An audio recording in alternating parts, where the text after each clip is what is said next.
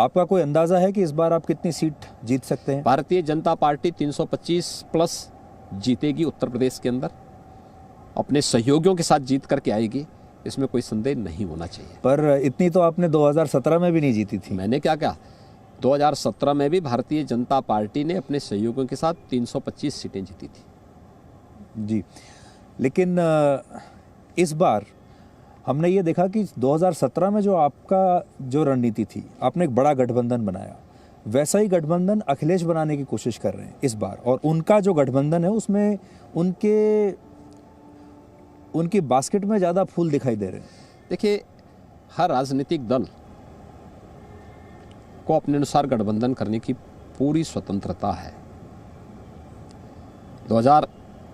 देखिए, समाजवादी पार्टी पहली बार गठबंधन नहीं कर रही है, ये गठबंधन पहले भी हुए हैं।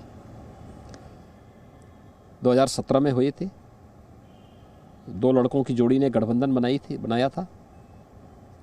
2019 में भी वो और बबुआ ने गठबंधन किया था, महागठबंधन था। तब तो आप लोगों के आंकड़े और ही थे, क्या हुआ उसका? आखिर रिजल्ट क्या निकला? 0 + 0 0 ही होगा।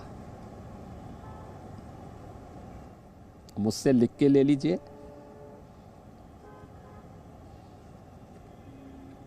हर जगह कमल कमल कमल दिखेगा, बाकी गायब हो जाएगा। इस बार हमने ये देखा कि अभी जब हम आपके साथ आपका इंतज़ार कर रहे थे तो आपकी प्रधानमंत्री के साथ एक वीडियो कॉल चल रही थी। प्रधानमंत्री का कितना इन्वॉल्वमेंट है इस चुनाव में पर्सनली, और आपका अपना इक्वेशन प्रधानमंत्री मोदी के साथ कैसा है, अमित शाह जी के साथ कैसा है, और आपकी ये जो जोड़ी है ये कैसे मिलके काम करती है? देखिए, प्रधानमंत्री जी देश के नेता हैं, हम सबके मार्गदर्शक हैं, अभिभावक हैं, और उनकी प्रेरणा, उनके मार्गदर्शन में हम कार्य करते हैं। 2014 में आज के माननीय गृह मंत्री अमित शाह जी प्रदेश के प्रभारी के रूप में उन्होंने उत्तर प्रदेश के सारे सिनेरियो को बहुत नज़दीक से देखा था, और उस समय प्रधानमंत्री मोदी जी की रणनीति में उन्होंने यहाँ की मार्गदर्शन में यहाँ की रणनीति बनाई थी, सफलता प्राप्त हुई। 2017 में सौभाग्य से वे राष्ट्रीय अध्यक्ष थे, उनके मार्गदर्शन में यहाँ पूरा चुनाव लड़ा गया। 2019 में बराबर, ऐसा तो है नहीं केवल चुनाव के दौरान ही लोग मिल रहे हों, निरंतर उत्तर प्रदेश की जनता से माननीय प्रधानमंत्री जी का, माननीय गृह मंत्री जी का, माननीय राष्ट्रीय अध्यक्ष जी का इंटरेक्शन बराबर रहा है, और आगे भी ये बराबर आगे भी बना हुआ है। ऐसा नहीं कि केवल चुनाव में, मुझे लगता है प्रधानमंत्री जी कोरोना कालखंड के दौरान भी हर सप्ताह उत्तर प्रदेश की जनता के साथ संवाद करते थे। देश की जनता से भी संवाद होता था, उत्तर प्रदेश की जनता से भी होता था। उत्तर प्रदेश के भ्रमण उन्होंने उस दौरान भी किए, और हर एक सम विषम परिस्थितियों में उत्तर प्रदेश की जनता के साथ वे खड़े रहे हैं, देश की जनता के साथ खड़े रहे हैं। तो इसलिए प्रधानमंत्री जी का मार्गदर्शन, उनकी प्रेरणा ही इस पूरे अभियान को आगे बढ़ाएगा। तो आप कह रहे हैं कि अभी आप 49 के हैं, जून में आपका 50वां जन्मदिन आएगा, तो वो आप यहीं मनाने वाले हैं? मैं उत्तर प्रदेश में ही हूँ, उत्तर प्रदेश में अपना जन्मदिन मनाने वाला हूँ।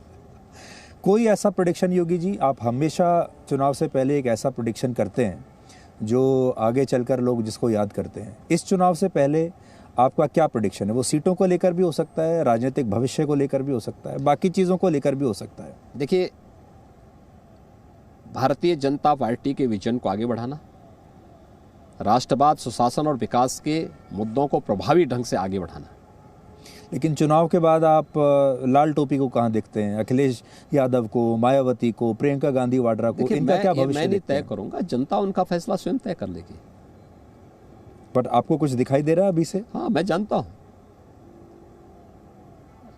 मार्च 2022 के बाद इन लोगों को कैसे कहाँ रहना है, ये भी मैं जान रहा हूँ। तो अभी आप ये, इसके साथ हम इंटरव्यू समाप्त कर सकते हैं इस फिगर के साथ।